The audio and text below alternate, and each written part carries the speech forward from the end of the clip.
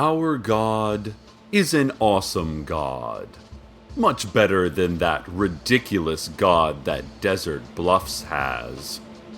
Welcome to Night Vale.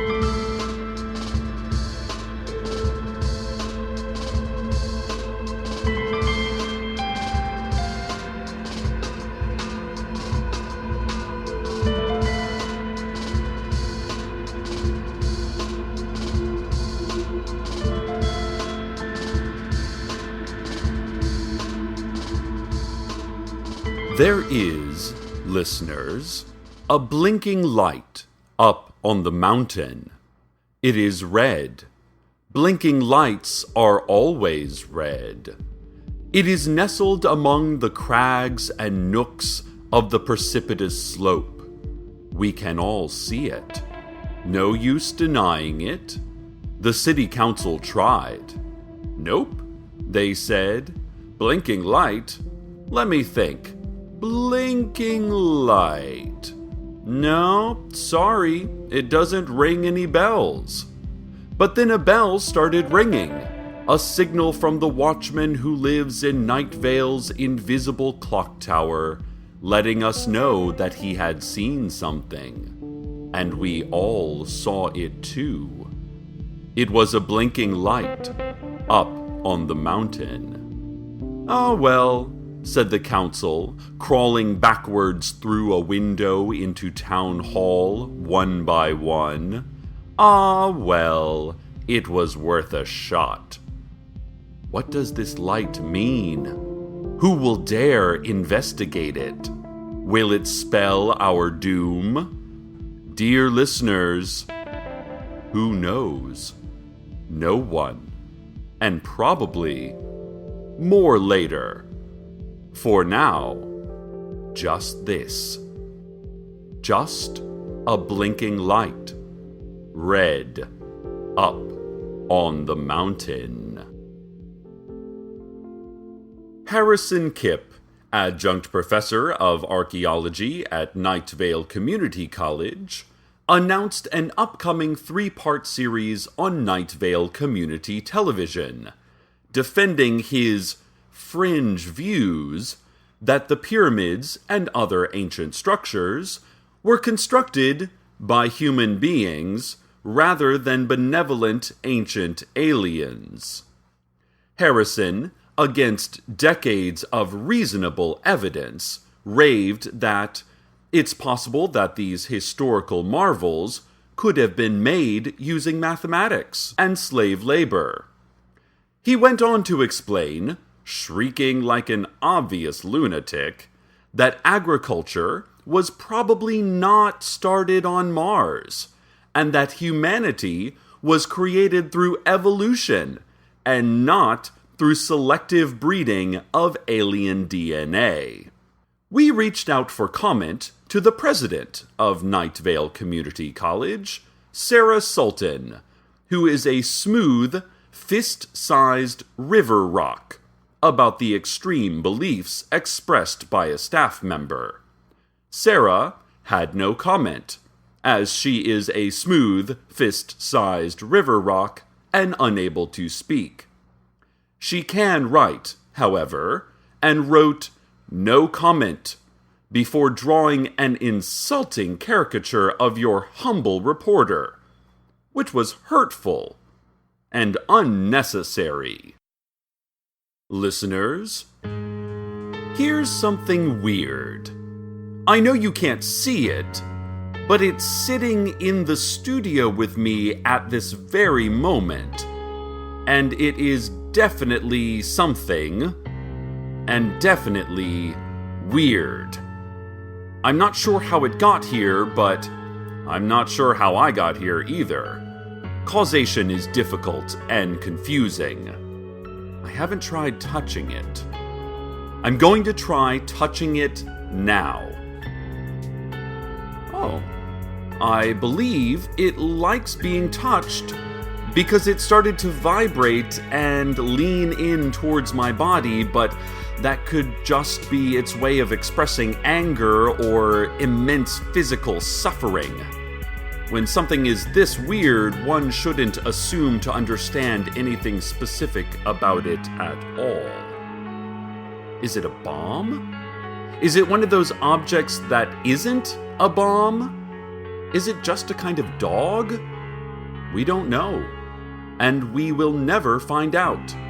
And we will never try to find out. Ignorance may not actually be bliss, but it certainly is less work. So, with no new information and with nothing learned, I'll repeat what I said, gesturing at it with a hand you cannot see. Listeners, here's something weird. A continuation on our previous report about a blinking light up on the mountain. As many of you noted, the very nature of our report indicated the existence of a mountain, which is surprising, given that we live in vast desert flatness. So yes, there is a mountain. Let's start there. There is a mountain now, rising up out of the alluvial floodplain. It is made of rock and height and awe. Its peak is higher than where I am now, but lower than the void. Larry Leroy, out on the edge of town, said that it was definitely a mountain, saying, "That's a mountain if ever I seen one. I haven't, though, seen one. I think that's what they're like. Mountains are like that, right?" Madeline LaFleur, head of the Night Vale Tourism Board, said, "Oh great, now we're going to have to reprint all these brochures," before taking more sips of her coffee than she needed to in a given span of time, because the frequency of sips was under her control, and her own life was not. John Peters, you know, the farmer? We haven't heard from him in a while.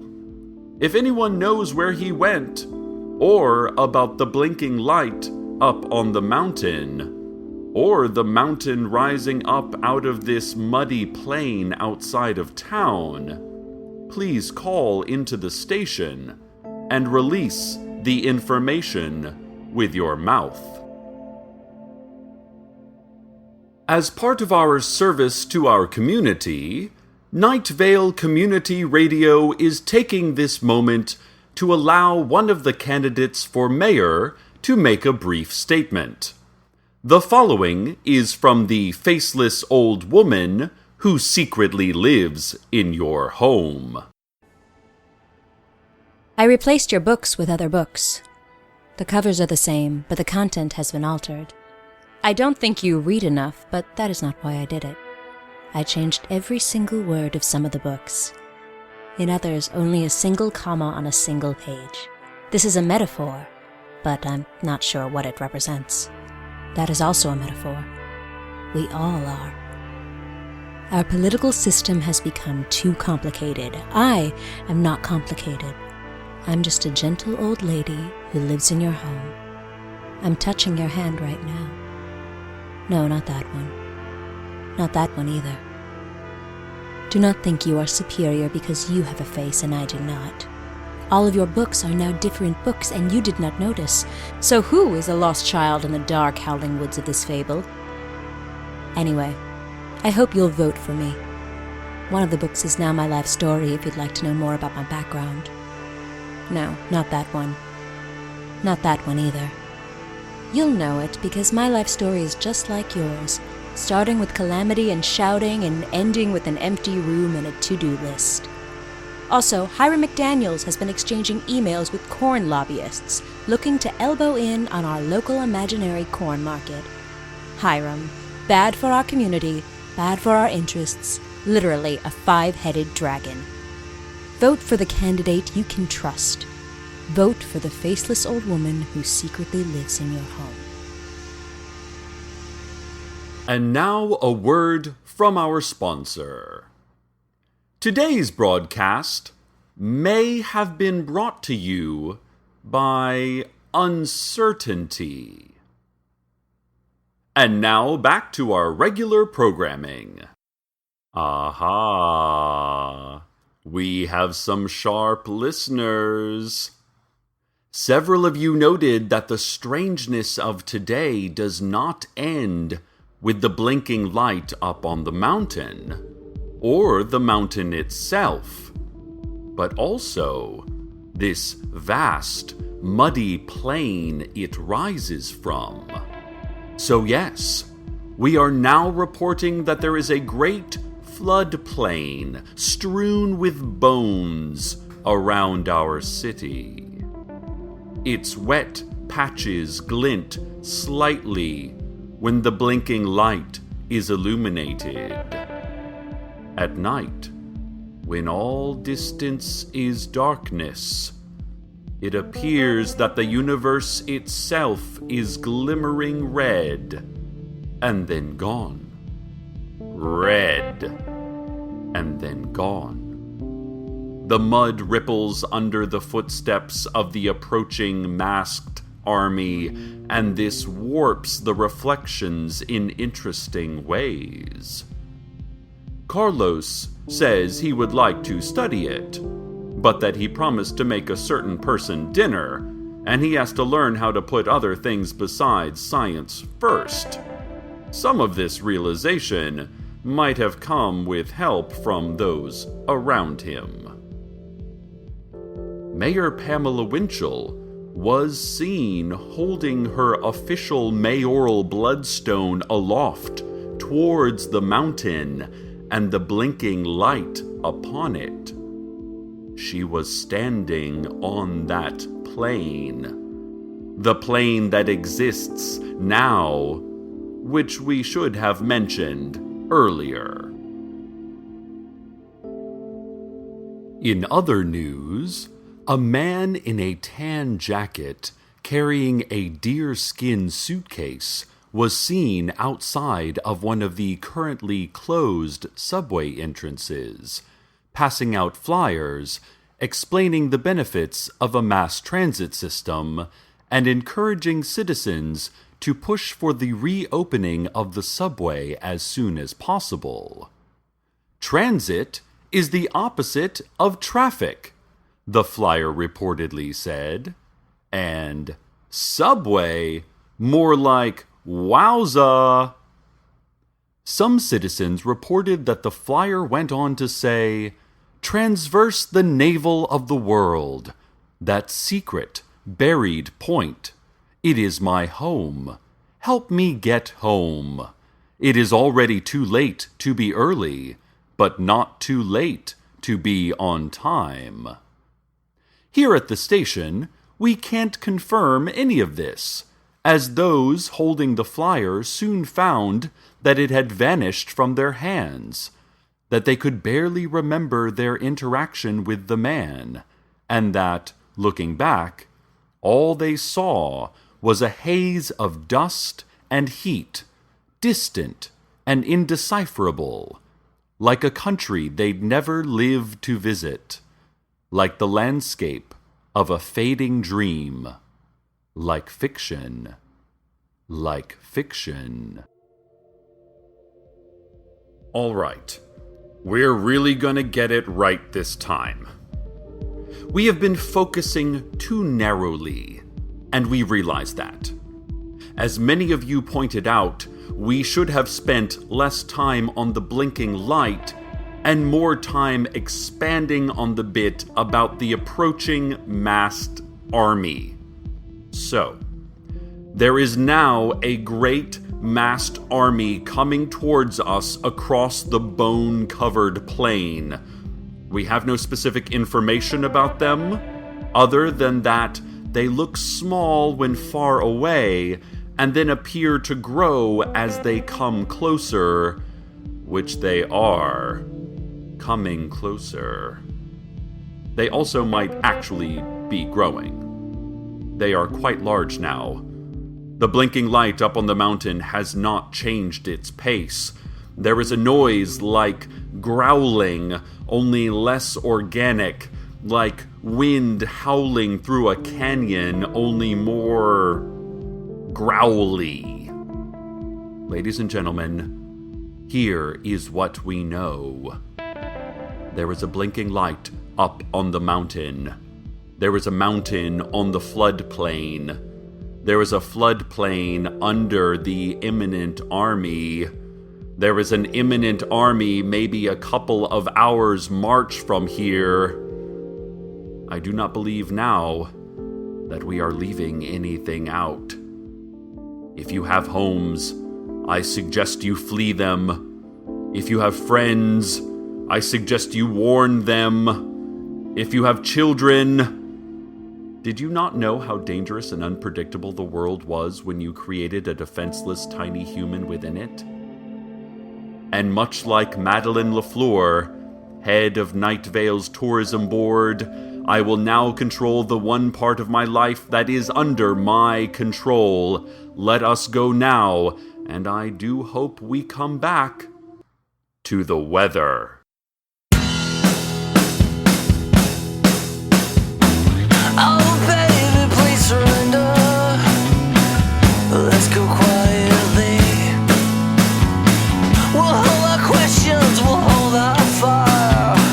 You don't have to explain a thing. I know the dreams of young Americans have short wigs that make for good show. But they're not brilliant, they're just burning brilliantly. And there's a difference, don't you know? You'll never be famous. You'll never be a millionaire. There's just a few of us who love what you do, and we do, and we do, and we do.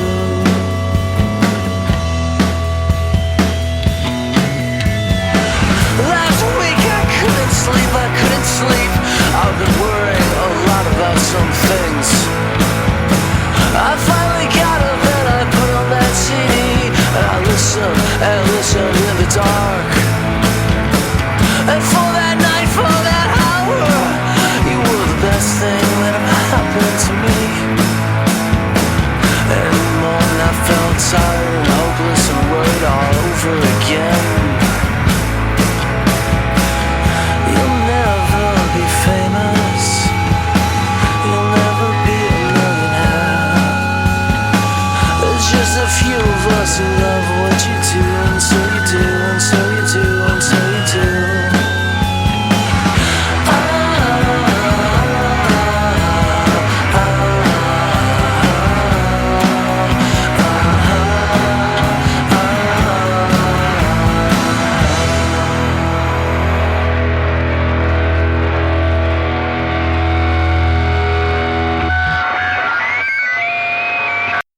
Well, we did come back. Here we are, post-weather. Carlos finally took a look at the situation. The blinking light up on the mountain, and all that came with it. Horrific invading army, etc. "Oh, that?" he said, gesturing with a spatula he had until moments before been using to cook. "That's a mirage. I've seen that one before. When you get the clouds in a certain way and the temperature is where it's at, you can sometimes get this blinking light mountain floodplain massed army mirage. Wow, this is a pretty strong one. It should disappear in an hour or two." And it did. Completely gone. Well, the mountain and the blinking light and the floodplain disappeared. The massed army turned out to be real. But they weren't coming to attack us, just passing through on their way to attacking someone else. And they provided some valuable traffic for local business. A few of them even took a bus tour of Radon Canyon. Madeleine Lafleur was both relieved and pleased. "I'm relieved," she said. "I'm also pleased." She was still sipping her coffee too often. Perhaps her feeling of lack of control stems from a personal issue, rather than the impending doom we imagined. Stress from her failure to live up to her own self-imposed life goals, for instance. Or a relationship that wasn't exactly the relationship she had envisioned it would be. But who knows? No one. No one has ever known anything. Not really. Still, nonetheless, we have come to another end. We have come to it as we always do, blind, ignorant, groping. I take comfort in that consistency. There is no blinking light up on the mountain. There is no mountain towering over a muddy plain. There is no muddy plain under an invading army. There was an invading army, but they're gone now. What is left? Well, what is always left? Night Vale. Our little city. Our tiny town. Our Night Vale. Proud. Safe. Existent. Stay tuned next for the background hum of the universe, amplified and with live color commentary. Good night, Night Vale. Good night.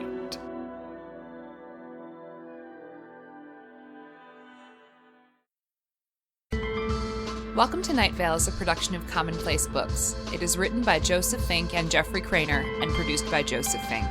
The voice of Night Vale is Cecil Baldwin. The voice of the faceless old woman was Mara Wilson. Original music by Disparition.